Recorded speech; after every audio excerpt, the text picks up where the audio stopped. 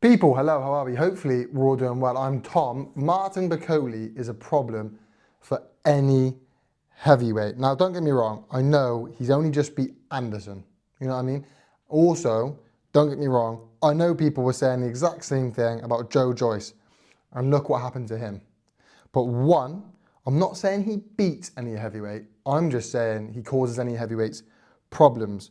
And two, Bakole isn't Joyce. Joyce is slow as treacle, and Martin Bakole isn't that. For me, I need him to be a genuine contender before I start, giving him all the credit. I'm trying to hold off hype a little bit, as I don't think he's beaten anyone serious yet. Don't get me wrong, he beat Anderson, but I always picked him to beat Anderson. Go back and watch the video. And I also never considered Anderson a genuine contender. He could have been in the future, but he was 24, whatever, 24, 25, young man. He wasn't that yet. And yeah, okay, he beat Carlos Takam, but that wasn't Carlos Takam of old. And don't get me wrong, he was a great, great gatekeeper, but he wasn't a genuine contender. So that, coupled with the fact he has lost to Michael Hunter, who granted, Michael Hunter, beat a Bakole who's not the Bakole that fought Anderson. Like, they were two different people. The Bakole that fought Anderson is not the same Bakole that lost to Michael Hunter. So let's have that. But he still lost to Michael Hunter, and he hasn't beaten a genuine contender yet. Most people inside my top 10, certainly inside my top 5, have beaten genuine contenders that Martin Bakole just hasn't. Anderson wasn't, picking to beat him, and Carlos Takam wasn't, although a good gatekeeper.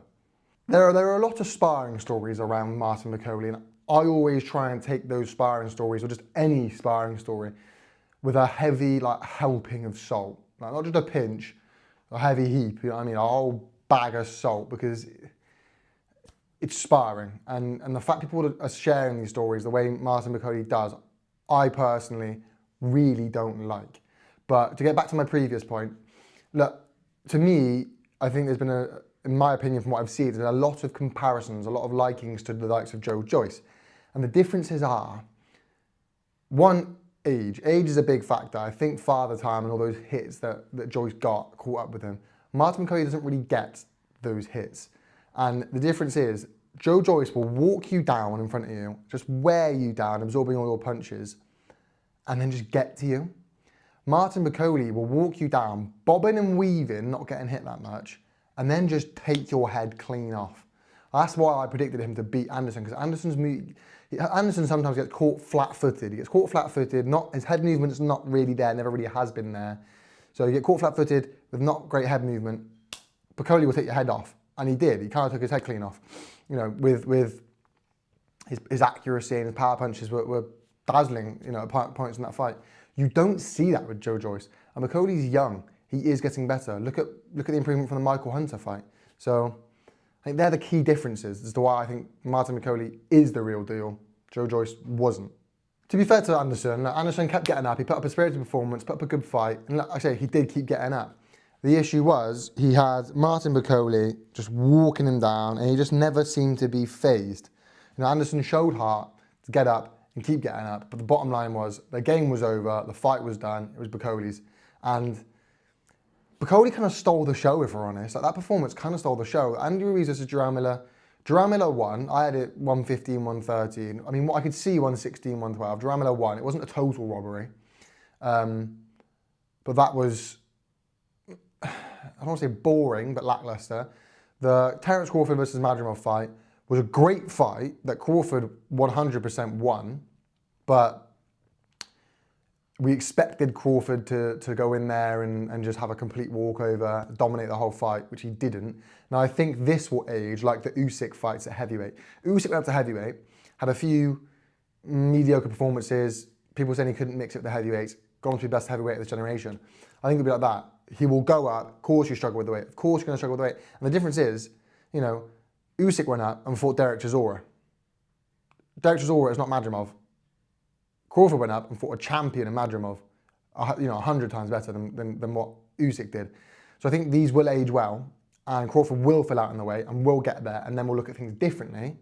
But for now, that's where we are. So that was kind of somewhat lackluster, and I can go through them all, but this one I think stole the show, and kind of Bakole's announcement on the big stage.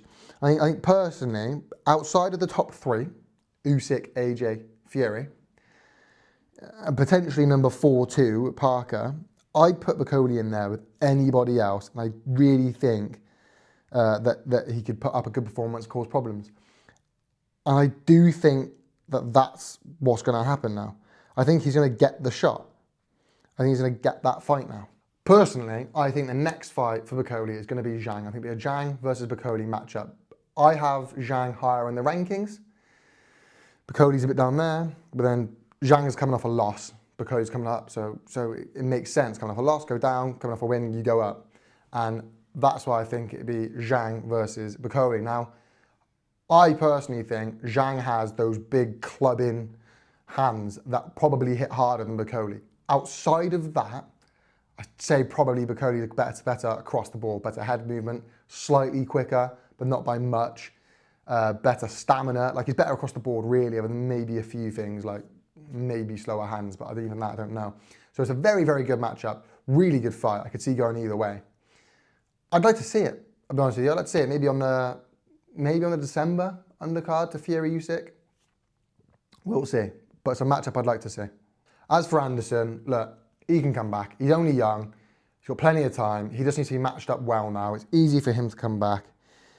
He has the time, just needs to be matched well. And to be honest, I owe him an apology.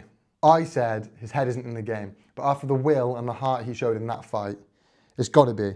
He must be in the game. So for that reason, you know, I kind of owed him an apology. But I think America's issue at the moment is heavyweight. There are no big guys who want to box. Like if you're a big guy in America, you go for the NFL. If you're a big guy in America, you go for the NBA. You know, you go for American football, or you go for basketball. You don't really go for boxing. So it means that there's not a lot of serious heavyweight talent coming through in America. I mean, look, even Wilder wanted to do NFL, failed in NFL, wanted to go for basketball, failed in basketball, so then tried boxing. Do you know what I mean? Anderson said he got stuck with boxing. Like, I don't think it's anyone's first choice. If you're a big guy in America, you go for the NFL. Yeah, and fair enough, it's where the money is. You go for American football or you go for basketball. It's where the money is. You don't really go for boxing. So it means that there's just not a lot of serious heavyweights in America. I think that's why everyone puts so much pressure on Anderson, which, like the next, you know, Wilder's kind of predecessor. Understudy, you know what I mean? And he just wasn't all that. So I think that's kind of America's issue at the moment. But if they can fix that, like America's always has been a huge player on the board.